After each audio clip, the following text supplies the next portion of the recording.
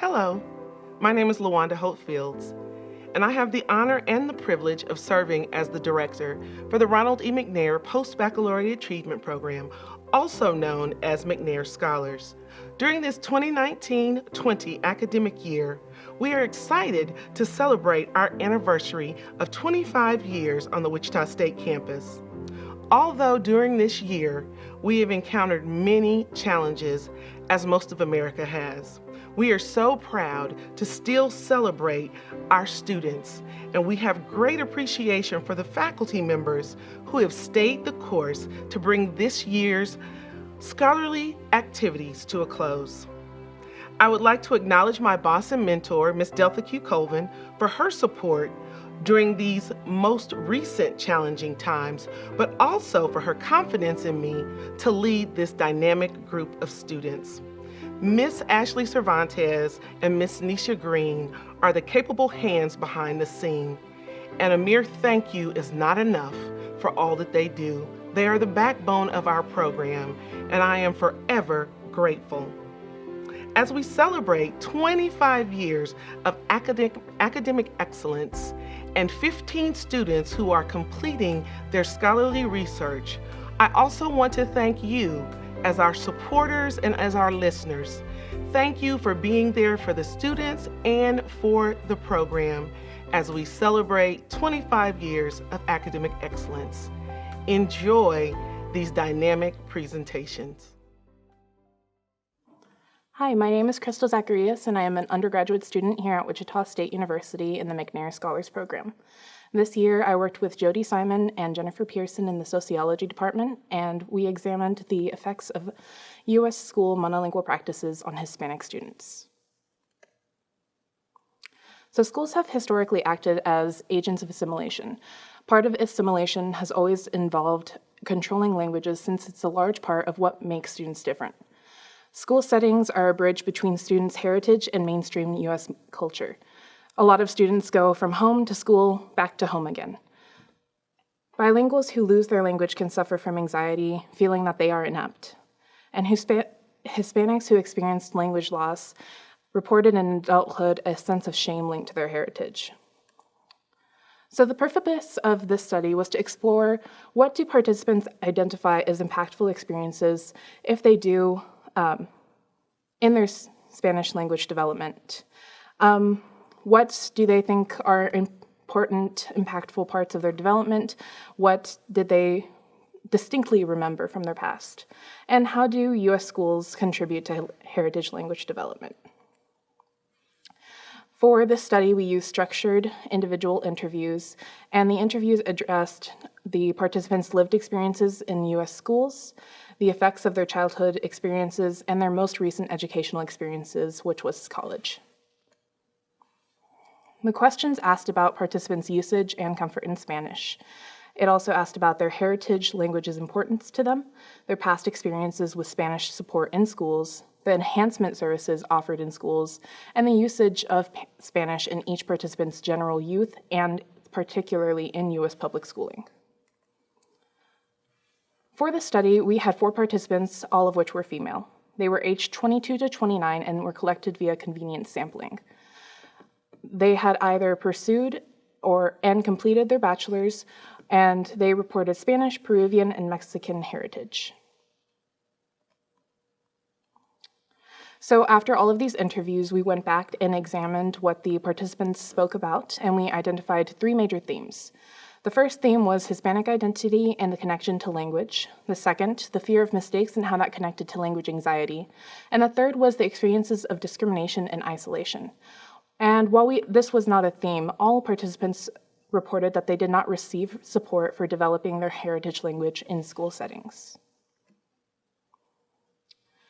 So participants identified that their heritage language was really important to them. They said that Spanish kept them connected to their lives before moving to the United States, kept them connected to their culture, and made them feel empowered and able to communicate with their families. What we did find, most importantly, was that when students said they were disconnected from Spanish, they often reported that they felt disconnected from their culture. One student gave a perspective and said, well, because I grew up speaking Spanish when I moved here, I guess I didn't want to lose that part of myself. I just wanted to keep that cultural identity with me. That felt really nice to have kind of brought that little piece of what I had over there here. Participants were asked how speaking Spanish in public made them feel, and they reported they were scared of making mistakes when speaking. Participants said that they didn't use Spanish due to fears of making mistakes, being uncomfortable in certain settings, and being scared of what the repercussions would be if they spoke Spanish in a public setting. We did reflective fill-in-the-blank questions, and when we asked one participant what the top word was when she felt when speaking in public, she said afraid. Afraid of like looks, afraid that somebody isn't going to like it. I don't really use Spanish in public unless I go to an establishment that is primarily Hispanic. Then I want to use Spanish because it makes me feel proud.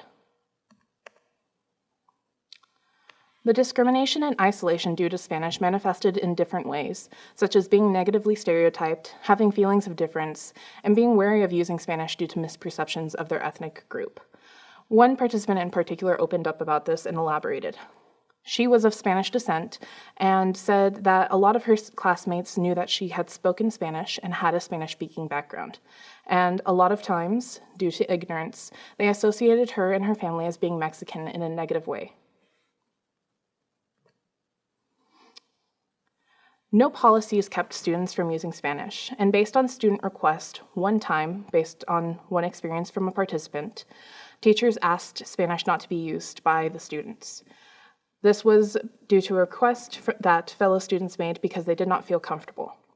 Participants said that there was an appropriate time and place for English and Spanish. Spanish was used in the home, English was used in school settings. They were not uncomfortable with this, and they did not think it was any big deal. No language enrichment programs were available. The only classes for students to be able to enrich their language was classes for new language users or later in college. There were a few limitations in this study.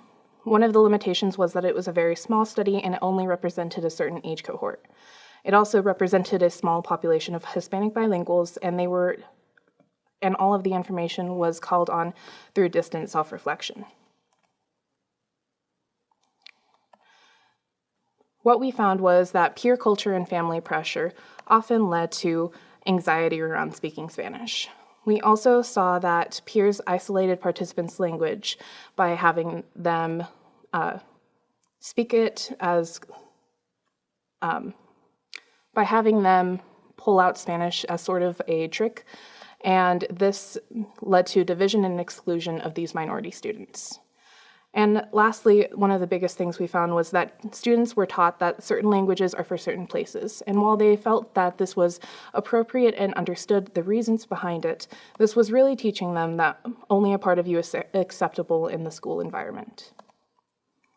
For further research, there should be a larger sample so that it can be more representative of the different types of bilinguals and multilinguals in the United States, as well as the various heritages and ethnicities and the different regions.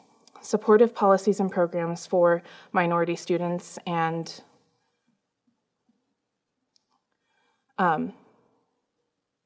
their languages should be implemented to examine to see if implementation would aid them. Some of these are implemented already, and so looking at younger ages would be able to see if these programs are aiding with the problems noticed in the study. Dual language programs should also be examined to see if they can aid emergent bilinguals to feel supported and also help cultivate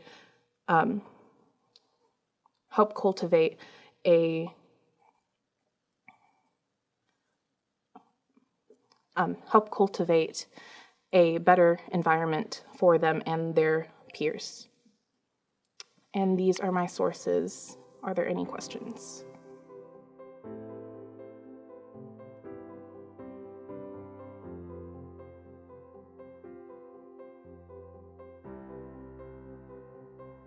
So individuals in this study did report being made uncomfortable by students in their own ethnic group.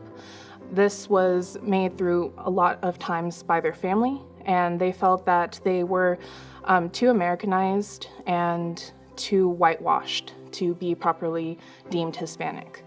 This didn't really come from other peers in the school setting, but it was primarily reported through family in the home life.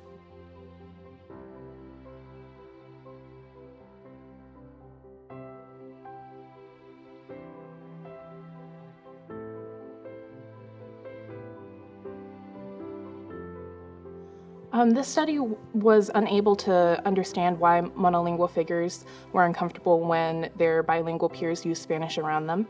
The study more looked into the emergent bilinguals and their experiences, and so all that we would have would be assumptions. Further research could delve into why certain students feel uncomfortable when others are using non-English languages, but that would have to be in further research.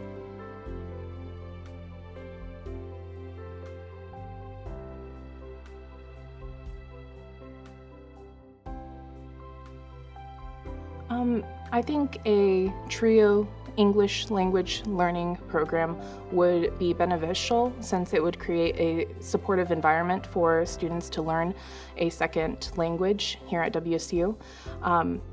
I do think that English language classes have historically had negative connotations, because ELL classes in public schools merely separate students from the rest of the